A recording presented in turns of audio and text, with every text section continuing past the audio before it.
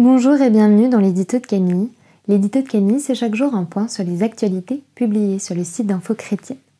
Aujourd'hui, mercredi 27 avril 2022, liberté religieuse en péril.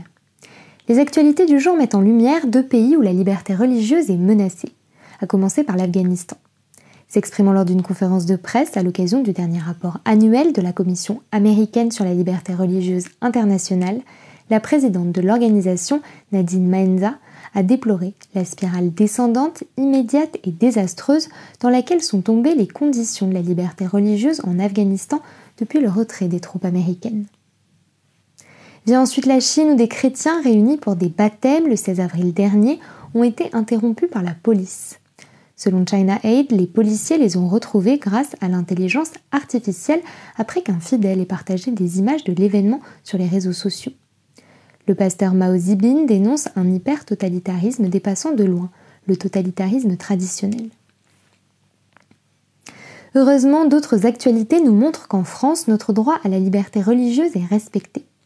Après 2 annulations en 2020 et 2021, le grand rassemblement annuel de printemps, organisé par l'association évangélique Zigane, Vie et Lumière, fait son retour à Nevoy, dans le département du Loiret. Plus de 20 000 personnes sont attendues pour chanter et écouter la parole de Dieu du 15 au 22 mai.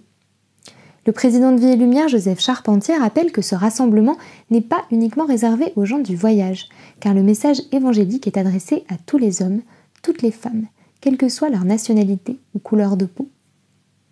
Enfin, mardi 26 avril, le pape François a nommé Monseigneur Laurent Ulrich archevêque de Paris.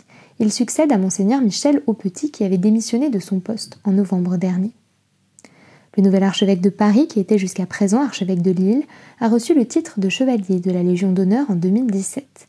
Une distinction qu'il voit comme une façon de reconnaître la contribution de l'Église au bien de la nation et de l'humanité, selon un article publié dans Lille Actu. Voilà pour les nouvelles du jour, je vous invite à vous rendre sur le site d'Info Chrétienne si vous souhaitez en savoir plus. Je vous souhaite une très bonne soirée, soyez bénis.